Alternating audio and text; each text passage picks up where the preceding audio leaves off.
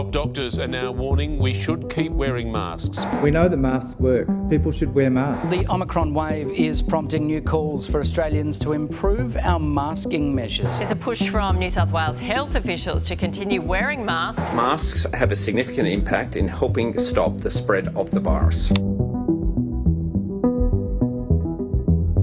Earlier in the pandemic, amid PPE shortages for healthcare workers, the general public was encouraged to wear reusable cloth masks or surgical masks, while P2 and N95 respirators weren't recommended for community use. All previous studies have told us, and it's a really useful general rule of thumb for any COVID variant, that a respirator is better than a surgical mask, which is better than a cloth mask in terms of filtering out particles.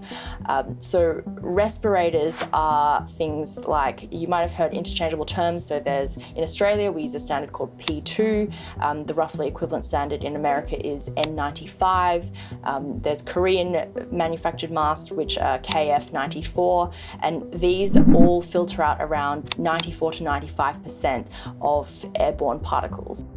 The reason they're able to do this is that they're made from 3 layers of melt-blown polypropylene, and they actually contain an electrostatic charge in the respirator that traps particles being breathed in or out. I think something else that is important to note is that they're called respirators, so P2 and N95s, not because they have some kind of like nozzle or anything on the mask itself, but because they're protecting the respiratory tract, so they look like masks still. Surgical masks, although they don't offer the wearer as much protection, they're still made from the same material.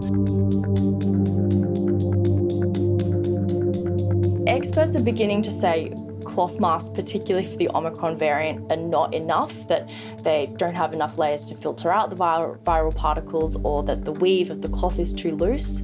But Australia still hasn't issued clear guidance on this yet. The latest information published by the Australian Health Protection Principal Committee, which was released in November, still suggests that individuals choosing to wear masks in the community may use any type of well-fitted mask, including cloth masks. Some experts I've spoken to have emphasised that P2 and N95 respirators were originally designed in specialised settings, so in the healthcare setting, and they weren't designed for use in the general public. They weren't designed to be taken off and put back on again over and over. And they do need to be well fitted. Healthcare workers who wear these respirators have a fit test to check that it fits snugly to their face.